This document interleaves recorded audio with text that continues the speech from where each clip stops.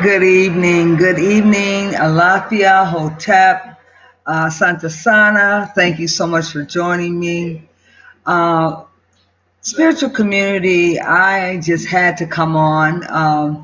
I do want to say that in the spiritual community, we are communal people, and we do believe that it is not a bad thing to lift up a standard. And even in the scriptures that most of us may have foundation on, it said that some have actually been called, some have actually been anointed, and some went and some came. However, it is important to lift up a standard in anything that we do. And African Americans have been really, really called out for being corrected on things. Some people hate to be corrected, and all of us should stand accused, because when we talk about correction and doing things in a formality, African Americans get very, very upset, and they want to throw shade. And sometimes they get out and speak against any type of correction. And I'm all for correction. If I'm going down the wrong road, that's why you have gears, so you can reverse and turn around. So lifting up a standard is not a bad thing. And as a teacher of many, many years and a professor, I am not throwing shade. I am saying that anything that's done should be done in decent order. And a standard, you should be able to identify it through a standard. No, all things are not done the same way. And you must realize that all of us have caustic records, but all of our third eye is not open yet. God gave us his essence, so we possess that essence, but stirring it up is another thing. And guess what? Who gets a chance to stir up the gift in someone? That teacher stirs up the gifts and adduces the knowledge and pulls out the knowledge. We all possess knowledge. There's no teacher that's going to give you knowledge, but there is teachers that have that magic touch to stir up the gift in you and to pull the gift out. I tell every teacher that I have mentored, I am not going to teach you anything that you don't already have. I am merely going to adduce the knowledge in you and bring out what God has already put in you. Does everybody understand me? Do I make myself clear on that? Because there's no gurus out here bigger than the next guru. And those that proclaim to possess a spot that no one else has is ignorant, because we all have gifts. But adducing the knowledge is what is necessary for a teacher. That's why even in the book, the good book, it said you must have a teacher. Now, why do you need a teacher? Because some of us are still children at spiritual things, and some of us need to be roused up. And some of us need to have that gift stirred up in us so that we can bring all of our essence forward. Now, when you go at anything, there is a process. You don't go in the kitchen and say, I'm going to make a feast without having foundational levels. Even if you've had to study things outside of going in that kitchen on your own, you just don't abruptly go in the kitchen and start cooking. Now, on these internets, we have a lot of people that have a lot of good gifts, but they have to be steered and directed. You just can't get the horse before the cart. And when we see people on the internet going in the wrong direction, taking the name of spirituality and using that name, it's a broad name, and everybody gets thrown under the truck that carry that name if things are not done in a fashion that is somewhat foundational. So a standard has to be lifted up. Why are standards lifted up? In any institution or any organization you have, there's a standard lifted up. And somebody has to abide by those standards. Yes, you can detour and make some changes, but you better make sure you're going down the middle path on anything. We got far too many people out here that are going on the internet, pulling out their cards, who don't have a prayer life, who are not connecting with God, who are exposing themselves to a lot of energies, and they're using the name of spirituality and saying, I'm a witch. I think the two don't fit together. I really don't. And when I hear people constantly conjuring up the title of a witch, I just don't know where they're going with that term and who are they trying to impress. Because by no means, I do not reference to myself as a witch. After I've been in training, spent time with the anointed, and spent time with the face of God, I certainly don't want to come out of over 5 years of study and say I'm a witch, because it doesn't take very much to call yourself a witch. And I want to be amongst the studious who have had a platform, and that platform is consistent in all spiritual people's life, and we can identify that platform, and that we're not just getting jumping on the bandwagon to a catch-all name, so now anyone can call themselves a witch. So we all are witches now because someone else called themselves one, and I want to do what they do. No. I didn't become a spiritualist because I wanted to. I was called into the profession. I didn't say I was going to get up one morning and now I'm going to, initiate myself. Even though I wanted to, I still had to be under someone's guidance, because there's a process for initiation, and there is a procedure when you have met criteria to stand out front, to lead and to guide people, because you can mislead people in their lives. This is a kind of profession that you could do a reading and not bring closure to it, leave the door open, not go to a Babalaw for the final official reading to find out what is the necessary when you go and do the reading, and after the reading, what are you supposed to do for your sacrifice? And that sacrifice entails another whole segment. If you are not informed about sacrifices and closing the spiritual door, you could very well leave that door open, never successfully finish that reading, give that person an impartial reading by not going to the Babalaw to get the final information. You can take that reading and misread what that person is supposed to do. That is harm. And the first thing any practitioner is taught, do no harm. Now, if you're not taught that and you're just going along the way, giving readings and not doing the sacrifice, not following the proper procedures for getting the things you need for sacrifice, then you're leaving a lot of doors open. And that is dangerous, whether you know it or not. We've got enough people out here trying to make $1 on this gig. This is not the kind of gig you want to make $1 on. Get a real job. Now, if you're going to become a practitioner, you're going to have to conduct yourself in that manner if you're collecting money from people.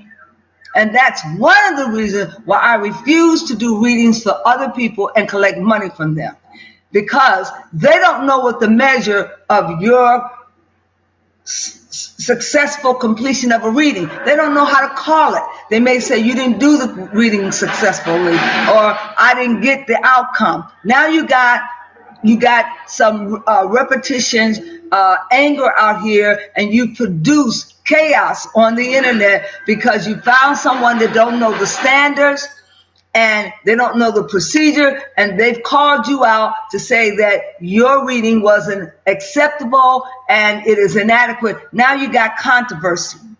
We as African people create too much controversy for ourselves as it is. That is why it is necessary to create a standard at all times.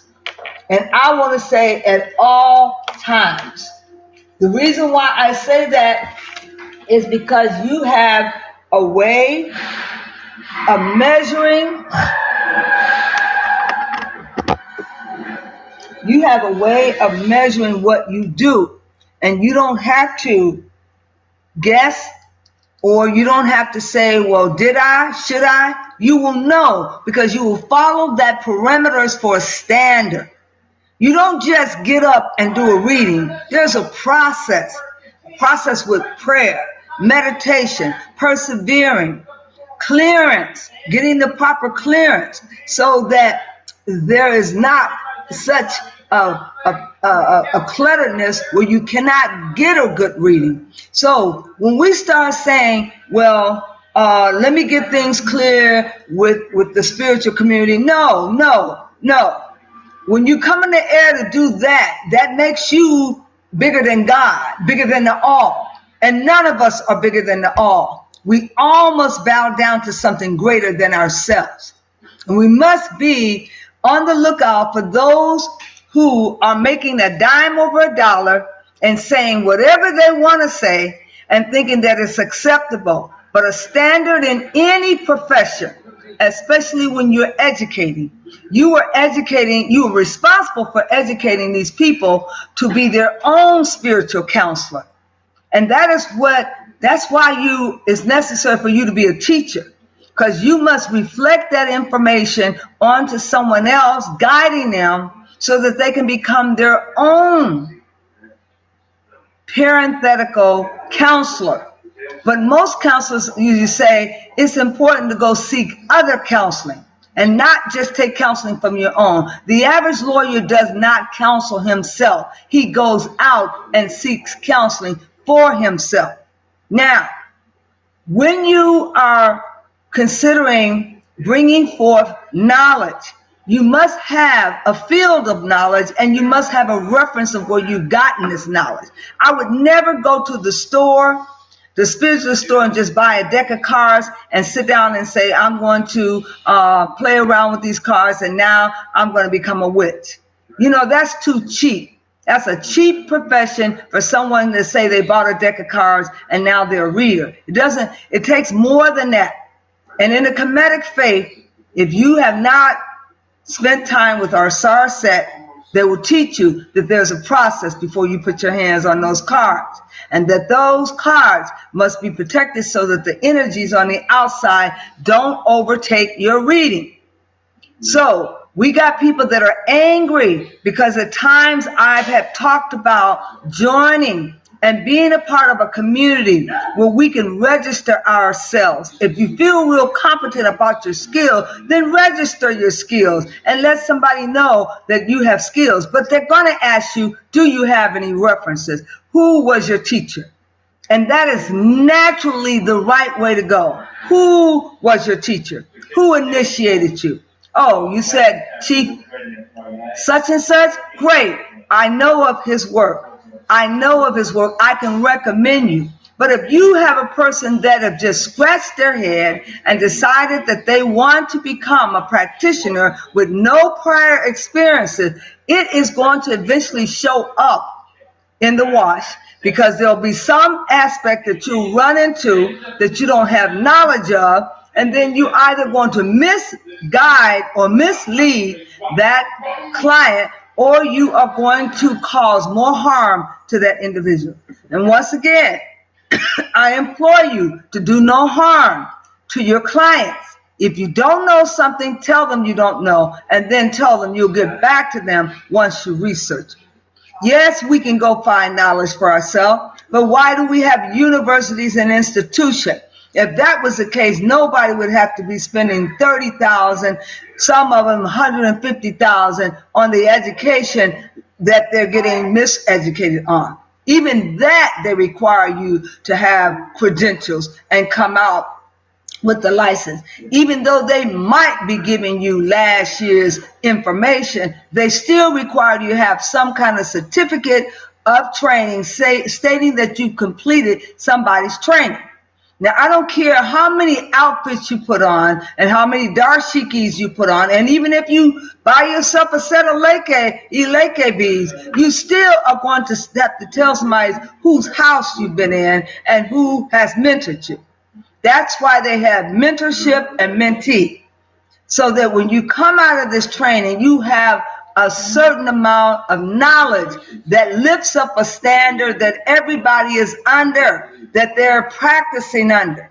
You just cannot go out here and go on your own and bring about your own philosophy, because then you become stagnated, creating your own philosophy, and according to Garth, is not good enough. I've got to have some standards behind me that I have built up according to the tutelage that I've gotten from some other superior. I just cannot go out here and make my own standards up. I have to have a standard to be measured by. So if those people are getting angry, who think they shouldn't be chastised, everything should be tested. Everything should be tested. Even your knowledge and my knowledge is going to be tested. And if you have a problem with that, then I'm sure you're going to lose clients, because it's their obligation to test your knowledge and what you know and find out who you've been studying under, to even research your teacher to see if he has standard. Now, if you got a problem with standard, then you got a problem with God, because that's the first thing that God indicates to us. Don't just go if you weren't called. You have to have an inner witness. Don't just walk in there and say, well, I think I got a calling. You gotta have a word from God and an inner witness from God. That's why you have to have a prayer life, so that you can be in contact with God, rather than just saying, I'm going to go out here and be a practitioner. It seems like a good gig to have. Then you're in that gig for maybe 1 or 2 years, then you fall out of love with the practice of doing spiritualist work. Well, spiritualist work don't work like that. You go from glory to glory, perfecting yourself, because Africans are always perfecting, getting better and better and more better. But just to speak to the listening audience of the spiritualists, I do know that we need to unite more. And that's why there's so much confusion out here. Every other spiritualist person is trying to outdo the other. Well, you're not in competition with each other. And there's enough work out here for everybody to obtain. And especially you should be in good communication with those spiritualists that are out here, at least in talking communication. So that if it's something you don't know, maybe you can go to the other spiritualist and she can help you through. That's how you grow. You don't grow by being arrogant, thinking that everything's going to come to you because you're a vessel that God can pour into. That's right. He pours into all of us. But sometimes our knowledge doesn't come at the appropriate time when we need it. And sometimes our growth is not as rapidly as the other person. And your comprehension may not be as good because your schooling may be limited, where you don't have the reading capacity. So we have to open ourselves up to realize that we must have a teacher. And a standard must be lifted up. I don't care what anybody say. If you tell me you didn't have a teacher and you just learned everything on your own, well, I'm going to think, by golly, you're a genius. And you must already know the standards. That means you already got the standards lined up. Whether or not you have a teacher or not, you should have some guideline and some standards that you're going by. If you're just going any old which way, and if any way will do, then if that's the case, everybody already can start hanging a shingle outside that door and start taking clients. But it doesn't work like that. It doesn't.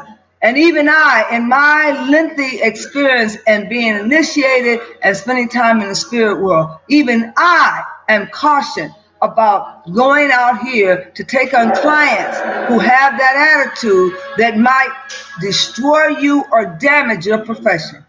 And before I let anyone damage my profession, I will get out of the field of offering services, because truly people want to do it their own way. And the best thing you could do is train them up to become teachers and let them work on themselves, because people are wicked and evil, and they're looking for somebody to point the finger at when things don't go well for them. And another thing, everybody wants to be a boss out here in this community. How are we going to have black folks playing this role that they're a boss and they're at the top of their game and they're the only ones out here giving out spiritual advice? No, you're not. There are other people out here that have a gift from birth. Some of us can be birthed with this gift and come here with the ancestors, guiding them who might not need initiation, but the spirits are going to be heavily with them. Yes, there are those kind of people here that could be self-initiated, and they must be guided closely by the spirit.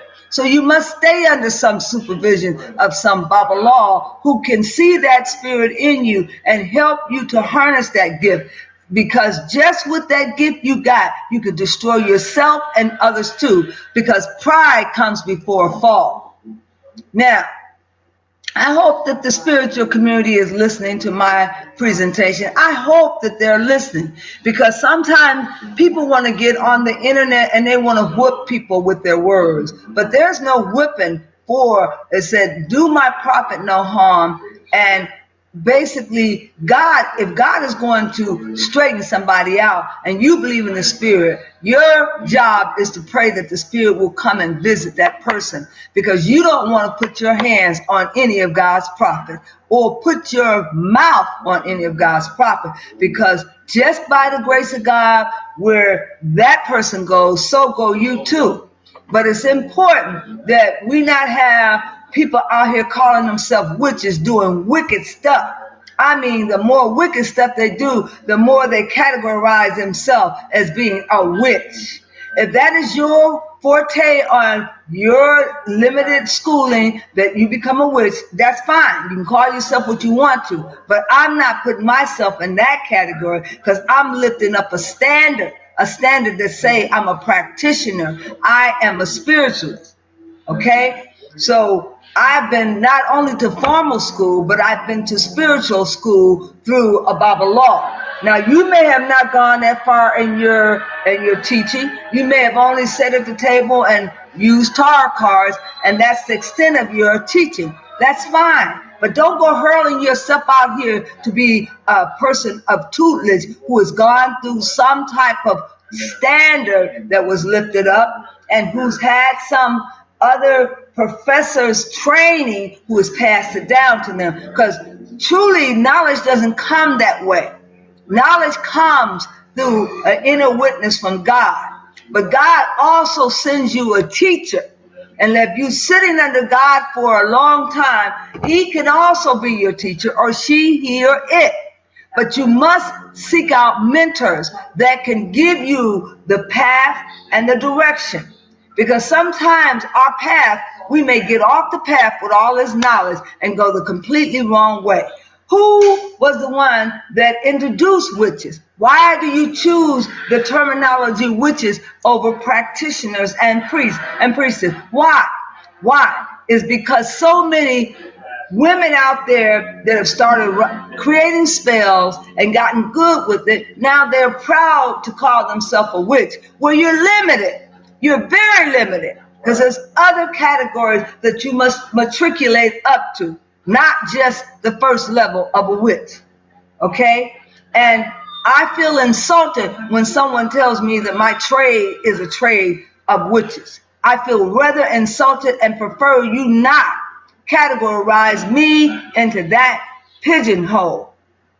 And the standard that I'm going to lift up is one of a professional, is one of a practitioner that can be registered with their name and profile registered of the skills that they have. So if one wants to check me out, they can go to the profile, pull up my profile, and see that I have had levels of training, and they can measure and make the decision whether or not to select me or somebody else. We give that to our people because we want them to know that we're not a jack of all trades, doing one thing this week and another thing next week, that we're consistent in our learning, and that we do continue in education, that we complete more training, because a priestess never stops training.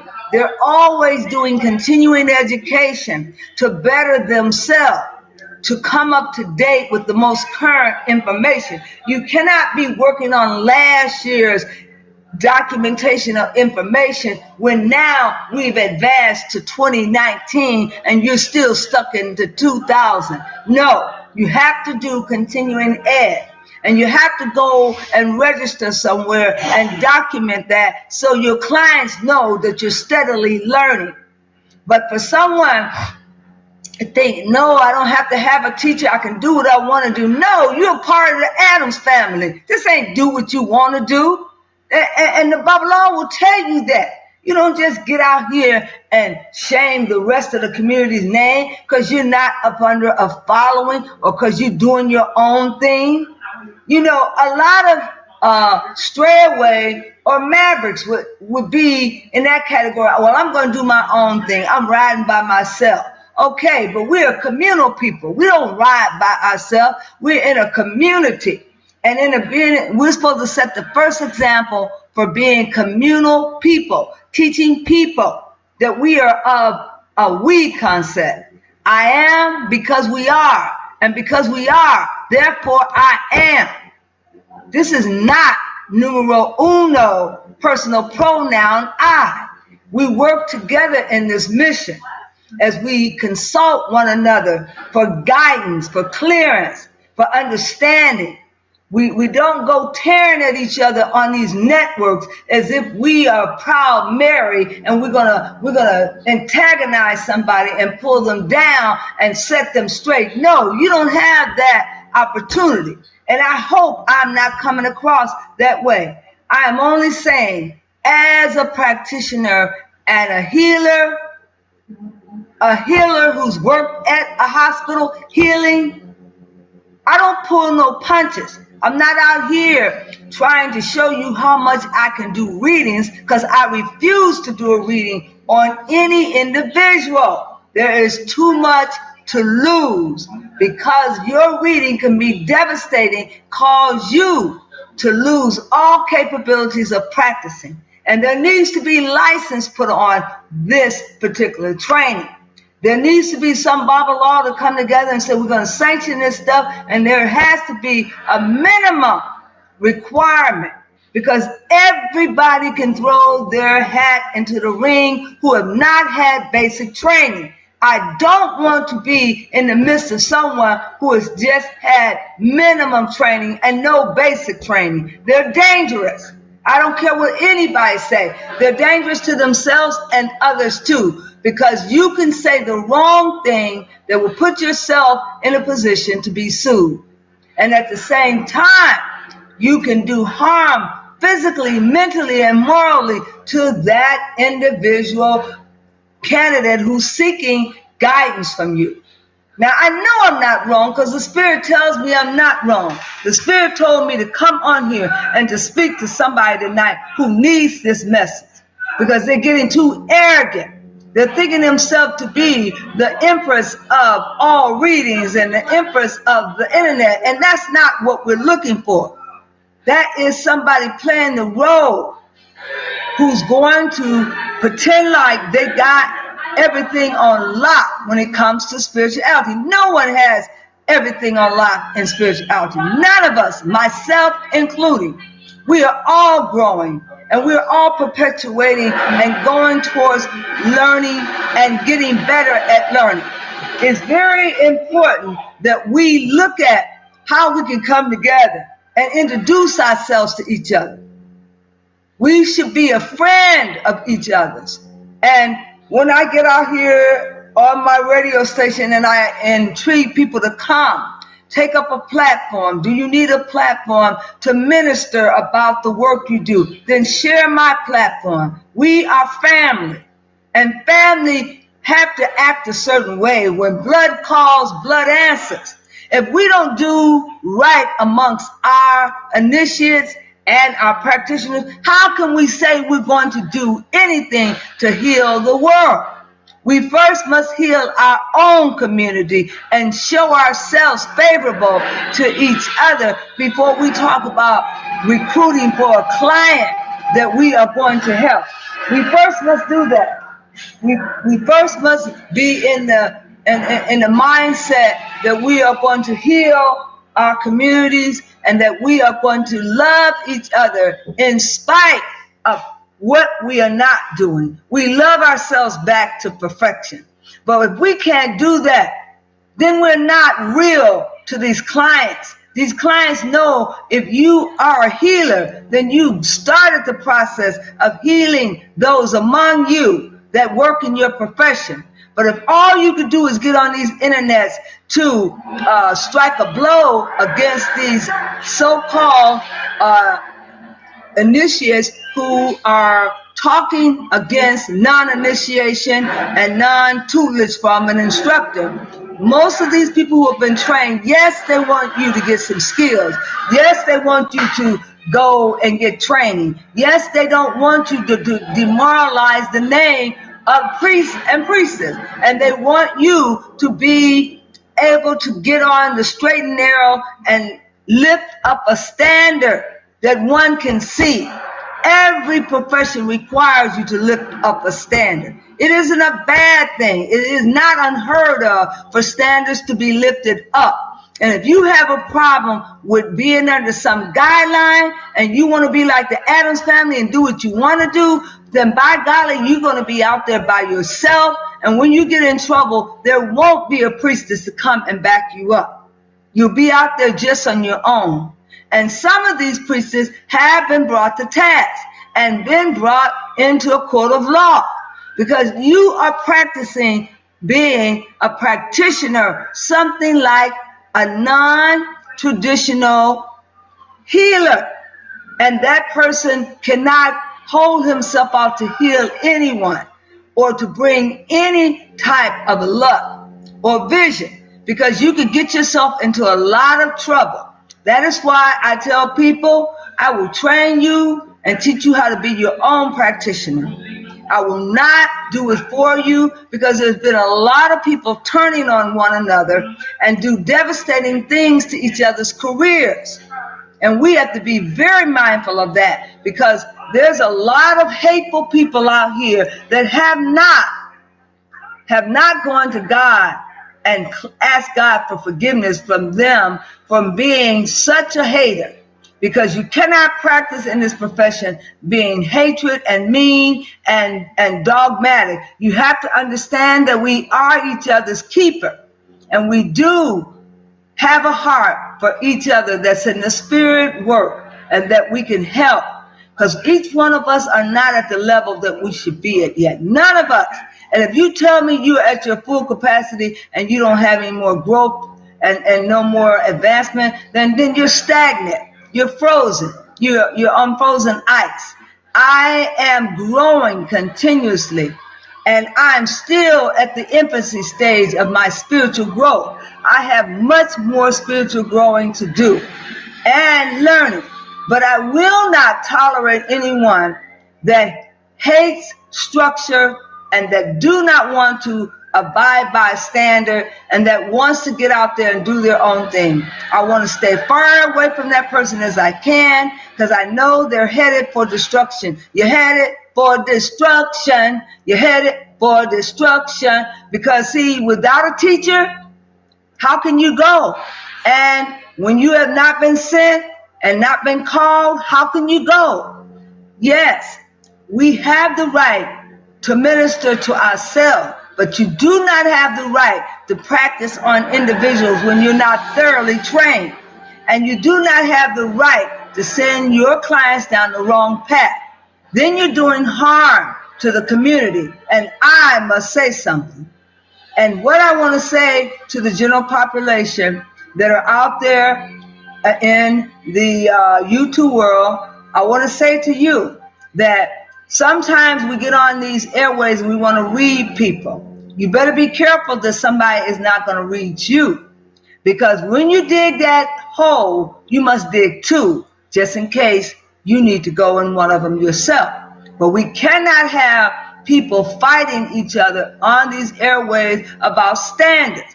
And yes, everybody trying to make their money and people getting mad when somebody say, oh, wait a minute, you know, that person got to get tutelage up. Yes, that person needs to be under somebody that has years of experience behind them. There's nothing wrong with saying that. As old as I am, I can set up under somebody's tutelage. There's still lots that I need to know.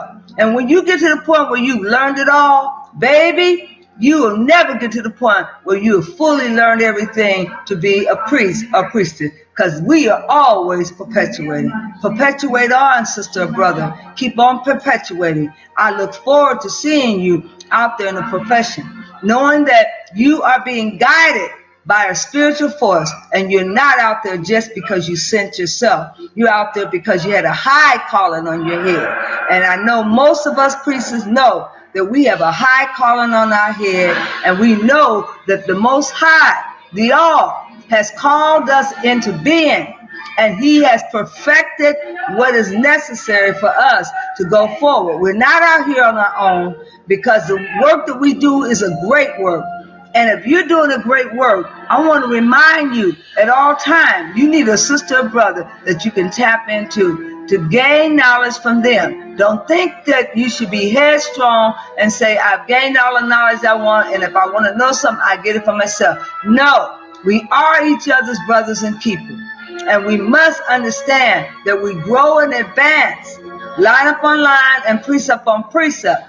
And we still are not free yet. We continue to grow. We're only in the infancy stage of growing in spiritual things. A lot of us are far behind. We're not there yet. Trust me, there's a limitation on working as a spiritualist. And it's not always with a medium. What you're working with these tarot cards is a medium.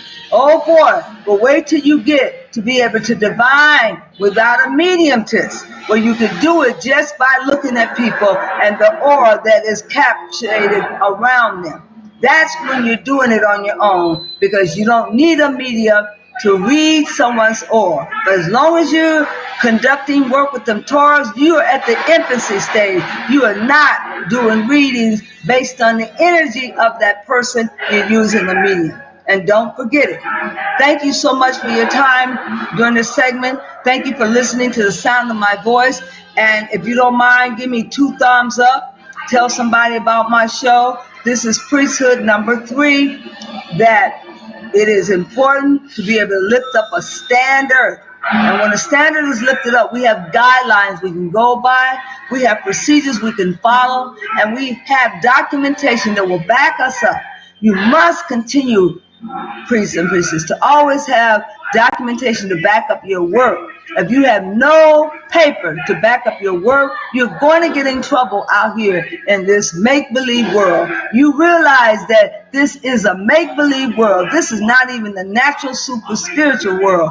But even in this make-believe world, you can go the wrong direction by thinking yourself to be overpowered with knowledge, when in fact you're still at the infancy stage. We still have a lot of growing to do. And anybody that doesn't want to take guidance and think that they have mastered all of the learning, I'd like to see you read frequencies out here without your tarot card and start reading energy and start predicting the future.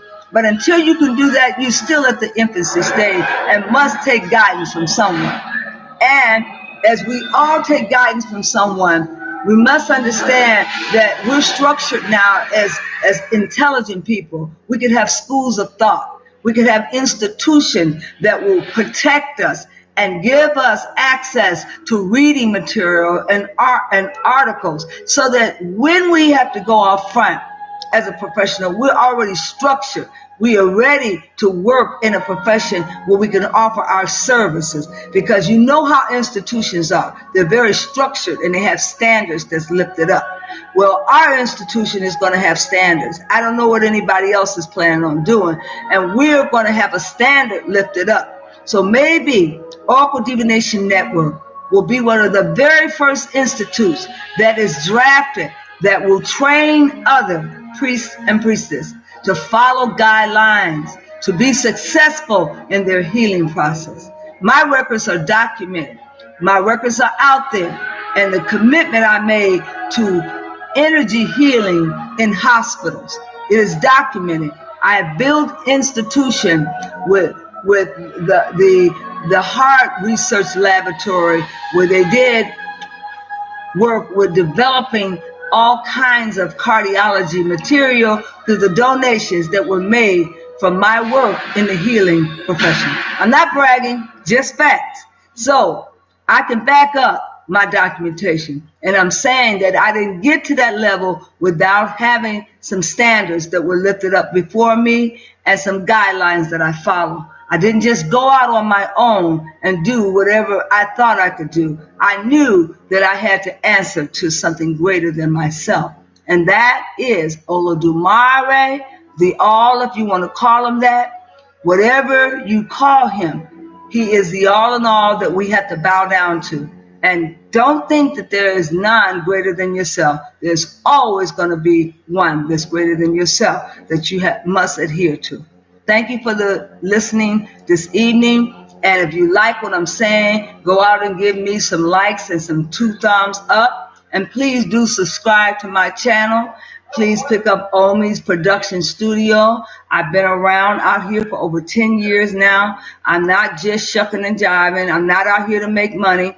I work for myself, and I don't need the money from the YouTube channel. This is not a monetization to make money. This is one to help us as a people come together and unite together. So if anything I can do to help you, call on me. Because when blood calls, blood answers. Thank you so very much.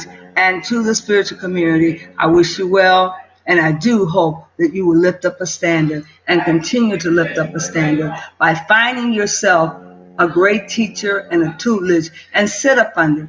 Even though you don't think you need to know anything from them, you can gain some knowledge from them. If nothing else, a pathway, a guidance pathway. They are ancestors returning to speak to us, and that is why we need them. We don't know everything, and we must not profess to have all the answers. It's very vital that you understand that our ancestors come back in a way to talk to us, to teach us. My uncle has come back to impart storytelling and knowledge to me. So I'm always open to the perception of a guided individual that can guide me through the process. It's a lot of work out here that needs to be done. There's no sense in anybody fighting over these inner two about who said what and how you're going to address the person for speaking to the spiritual community and how confused they are. They're not confused. Some of them don't want guidance. Some of them want to be like the Addams family, but this ain't the Addams family. You can't do what you want to do in the spirit world, and don't think that you can. Now, if you have a mentor, I'm sure he will come to you and he will minister to you and say, look, Omi is telling you right. You must have a teacher and a guidance, and you cannot be out here alone because it's too dangerous. Yes, it's dangerous to go in the kitchen and cook. We know that. But when you know better, you should do better. You don't just pick up on this spiritualist thing and buy yourself a deck of cards and now it's on. You done hung a shingle out there. Now you're a spiritual reader. No, you're not. You're perpetrating. And it's important that you should have some sound training behind you. After my master's degree, I went back and got continual training in the spirit realm. 5 more years to be exact. So I've had many years of schooling and still are learning and taking continuing ed. I suggest you do the same thing, because if you become stagnant in your growth and don't take up a tutelage and learning of getting additional training, you're going to be stagnated and you're going to be perpetuating fraud and heresy by passing on outdated information. And as old as I am, I still know the benefit of continuing education and gaining current knowledge, because things are changing. Our vessels, just so as above as below, the macrocosmic and the microcosmic. Whatever's changing in the hemisphere, in the universe, is changing in us. So we've got to come up to date to make sure we're not passing on information that can also be detrimental to us. So we want to make sure that this broadcast gets turned out there in a proper way, not to defeat anyone, not to jump on anyone, not to character assassinate anyone, but we're definitely sure that you understand that this is all about us coming together to be a better people, and not one that character assassinates each other. Because I'm not character assassinating anyone, but telling them as a teacher, I didn't have the whereabouts to just go out there and become a spiritualist for many years. And some of you probably don't either. So don't think it's strange that somebody's going to tell you that a standard has to be lifted up. And get up under that standard and stay close to the middle road. Because once you get off the path, there are evil spirits out there. Just as we speak of good, we speak of evil. There are evil spirits out there that would like to guide you and direct you in the wrong way. And a lot of people on this internet are being guided by evil spirits because they're getting arrogant and proud. You must humble yourself. And you must understand that each spiritual person is responsible for helping the other one up the road. This is not a game. We're not out here trying to make money. I don't need anybody's money out there. I don't need to make a profit off of nothing that I'm doing. I have a small business, and I'm retired. So I have a pension, and I'm not out here hustling anyone. But for those of you who want to be hustlers, this is your game for making money. Nobody's stepping on you and stopping you from making money. Do the thing right and get legit, too legit to quit, and get the respect you deserve. But don't think you're going to get the respect out here trying to hustle somebody for $1 here and there. I don't even take donations on my show, and I've been out here 10 years. Okay? I can get monetized after being here 10 years. So my main focus is to see to it that brothers and sisters don't get had out here, because a lot of brothers and sisters have been had for some of these shamans and swindlers out here who's trying to make $1 off their brothers and sisters from doing phony readings. And that's bad. That's very bad. So I hope you hear what I'm saying. Like I said, getting up under a Bible law isn't a bad thing, because maybe you can get initiated and they'll make you some consecrated beads. And this is not just for show. I earned every one of them. And you must earn yours too. Now you don't have to become Ifa, you don't have to become Asar Set or Voodoo. But if you're in the African faith, don't just make up some African tradition that nobody knows anything about. Make sure that it is available and people know about it, so that when they research you, that they know that you've been up under a legitimate organization. We are so quick to run on the organization, and we try to market the organization. God is not interested in what organization you join. He's interested in your heart condition, whether or not you committed yourself to joining him. So I want to say to those people who are making a dime off of this hustle, nobody's getting into your hustle. Nobody's trying to stop you from making your money. If you have to make it that way, so be it. Nobody is trying to down you because you have not been to any traditional school. But what I'm saying, if you find a Bible law, ask him to initiate you. Ask him if you can shadow him. Ask him if you can walk with her as a priestess and spend time. Don't be arrogant and proud and say you can get it on your own, because you can't get it on your own. God is not going to send it to you that way. He's going to send you a mentor. And he will tell you so many things. He will utter so many things to an inner witness. And a lot of stuff you'll find on the inside of you. But you got to be initiated to say that you're a priestess. Or you got to be a self-initiated priestess. Then tell somebody where you got your training from a self-initiated. I look forward to seeing you out here in the highways and byways. But I'm going to defend the profession of spiritualists. I'm going to defend that always. So you can expect it. Expect to hear from me again in my next tape. But do give me the thumbs up, the go ahead to give me the thumbs up, and tell somebody about the show. Follow me. Don't just become a friend, but become a follower. I do need your support. Thank you very much. And I say Asante Sana, thank you in the language tongue of the African. And I say, oh, double and baba booey to you, y'all. Good evening.